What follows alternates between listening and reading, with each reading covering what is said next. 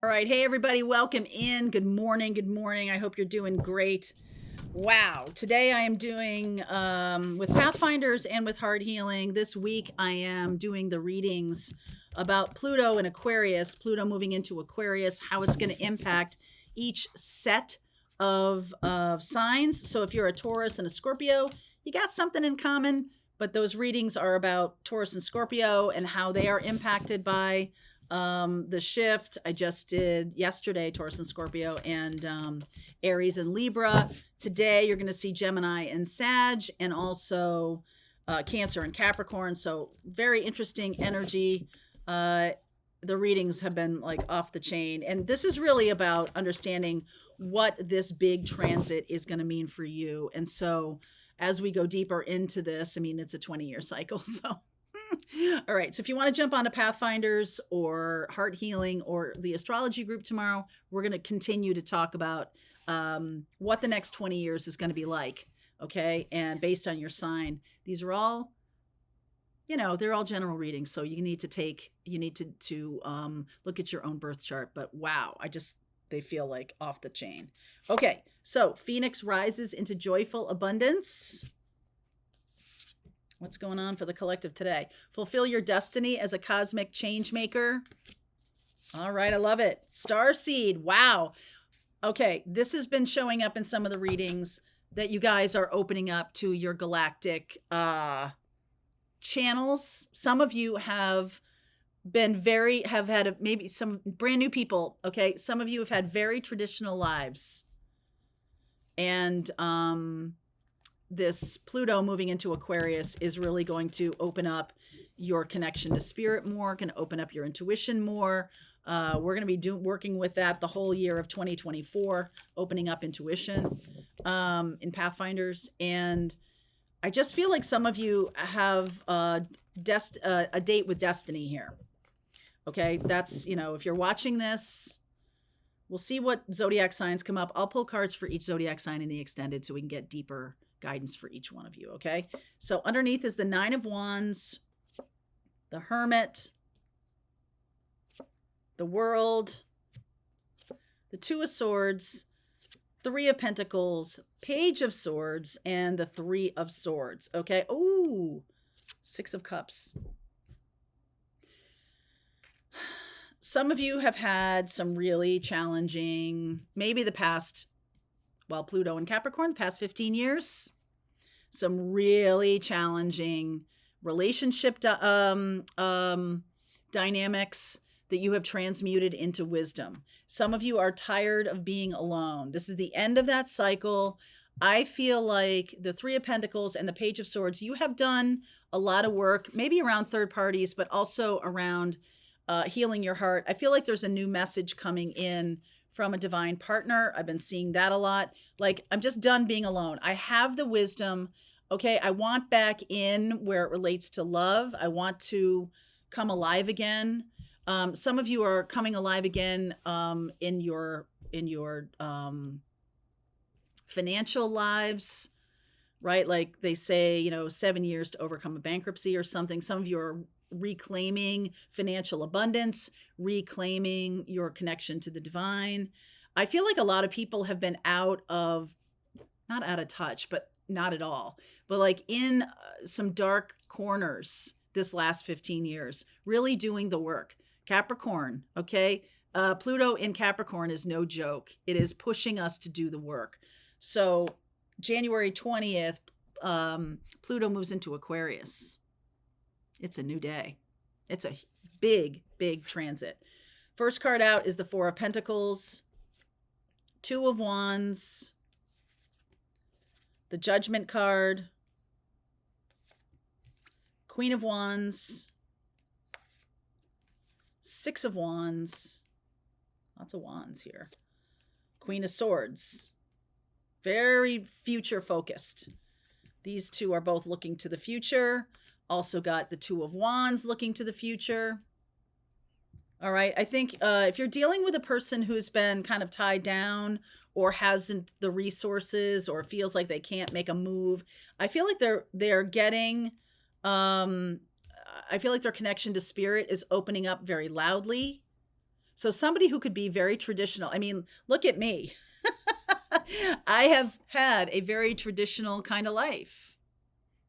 And here I am reading tarot on YouTube because that's what came through. That's what showed up for me during that 15 years of Pluto in Capricorn and other stuff. You're more complicated than one transit. I just want to say that.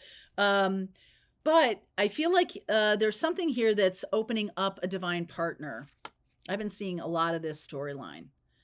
And some of you are building something together. Some kind of abundance you're building together. Now, this may be totally currently in the 5D. You may not know you're doing this. And if you do know you're doing this, or if this is in the physical, I feel like one of the partners is kind of not involved right now. Okay. One of the partners is not involved.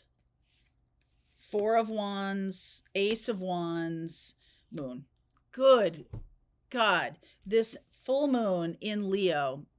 All right. I feel like the person who has not been involved in the work of this connection, you guys have a mission and a purpose. And the person who's not been involved, so the runner, twin flame, or the person who's been involved elsewhere, like that life, I feel like for some of you, that life blows up. Or for some of you, it's not like a hot thing.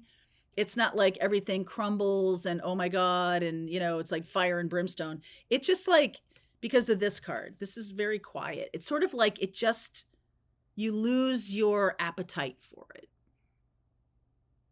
You're just like, all of a sudden, like, no, thank you. Right? It's kind of like when you learn the lesson of narcissists, when you've attracted so many narcissists in your life or toxic partners, you kind of just go, okay, no, thank you. Like you can smell them a mile away. Doesn't mean they don't keep sniffing around, but you're like, oh no, I am not going to. And like this other person, the person that is your person, whoever I'm talking to, your person is finally having a big aha moment during this Leo full moon. Okay. And it does come as a surprise. I'm laughing because Pluto moving into Aquarius. Aquarius is surprise. Okay. That's what Aquarius is. Uranus, the ruling planet, is all about surprises. And this is a surprise. All right. What's the surprise? Could be an aha moment for one person. What about for the other person? What's the surprise? And I'm sorry. Or a small offer of love. Even if there's no, I'm sorry. I'm on my way. 8 of Cups. I'm sorry. I'm leaving. I'm sorry. I'm going away. King of Pentacles. And Tower again. I mean, not again, but I'm seeing the Tower everywhere. Not again in this reading, but Tower definitely showed up in the Scorpio and Taurus reading. Somebody's life. Okay. Some of you could, what I just said to you about things just fading away. Like, I just don't care about that anymore. It's like, you used to love baseball. You watched 162 games every year plus the playoffs. And now you're kind of like, what are they doing? There's a game on today? And used to be like, well, yeah, Fridays are night games. Like, and now you're like, oh, like it's totally just off the radar for you. Okay. And others of you could have held on so fiercely that the aha moment is a shaking of the ground that you stand on, right? Like a tower. I feel like some of you are experiencing, hello, I must be going. Some of you are experiencing, I'm on my way. I'm sorry it's been taking me so long. Now, this King of Pentacles is Capricorn. Okay. And Capricorn prides itself on being very predictable. Pluto and Capricorn, for those of you who have had nice, easy aspects to Pluto and Capricorn, or to Capricorn itself, right? Other earth signs, or if you had a trine or a sextile to your moon, sun, rising Venus, that's what these readings this week is all about. are going to have a shift. If you've had it easy, quote unquote easy, I don't know if any of you have had it easy. Maybe some of you have, but if any of you have had the experience in the past 15 years of like being able to kind of go along to get along and not really have to do too much, and but it's ground to a halt or it's not been good, the rubber's going to hit the road here. Okay. Something that is not growing is by virtue of that stagnant. Now, Pluto moves so damn slow that you could be unaware of how misshapen this has become or how toxic something has become or how stale. And it can show up in a lot of ways. It can show up in this sense of like, I just got to get out of this. I just got to go. I remember feeling in 2008, before this, I was laid off. I got divorced, sold the house back to my husband all within 3 weeks. 3 months. And like, boom, all of a sudden I'm in a new life. And I had to I was using old tools. I wasn't really learning. I was just trying to keep it together. And then eventually there were things that showed up on my path and I had to be more resourceful. I had to be more, not reliant so much on other people being kind and generous. I was very unaware of how to tell a difference between a narcissistic personality and someone who was legit. And so whatever has been making you feel calm or anchored or stable or solid, there may come along a moment in time, either exciting, like it's super exciting that this is happening, or terrifying. Okay. It's going to be either or. And if something's super exciting to you, then by all means go with it, but also be a little more cautious or a little more aware of your circumstances. I feel like any energy right now, Pluto in moving into Aquarius, is very much about innovation and change. It's also about surprise, just like that Four of Wands, surprise. So some of you could all of a sudden get a marriage proposal. Some of you could all of a sudden be in charge of a client and with your job, and that you have 20 people working for you and that client walks away. What now? Some of you could be married to someone for a long time and they come in and they announce they're gay. Okay? I want you to check your intuition, because I bet some of you will say, I knew it was coming. I felt it. I felt the layoff coming. 2008, the banks fell off a cliff. That's when Pluto moved into Capricorn. Those structures were unsustainable. And now we're moving Pluto into Aquarius.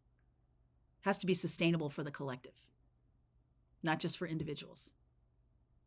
So individually, you may be experiencing this as a massive shift of, I've never left my town. I've lived in the same town or the same country or the same state or whatever my whole life. And all of a sudden I'm living across the world, because this is move. This is a move. Some of you may have been living with a partner for 25 years. And all of a sudden, it's cycling out. You're being cycled out of that. Some of you may have stayed in a job too long, stayed in a career too long. All of these things. I see tower here. I also believe that for those of you that this tower, I'm getting surprised and everything like that. But I almost feel like you might say, I knew it was coming. Okay. When we're looking through the lens of what we hope is the case, we haven't really learned the lessons and we haven't transmuted the wisdom of the lessons into actionable intelligence. It's just raw data. And we can just feel bombarded by everything. But the skill here is to take the lessons and to see the big picture. Aquarius. Capricorn is very head down in what's in front of me. So a lot of people are going to be looking up and going, oh, wow, right? I need to get back into the workforce after my kids have gone back to school, back to, have gone to college and now they're out in the world. What now? I have built an identity around being a career person, and all of a sudden, I can't wait to get out of the city. I need something. I need nature. Okay, so that's what happens when people get. It's sort of like like Green Acres. Oh my God.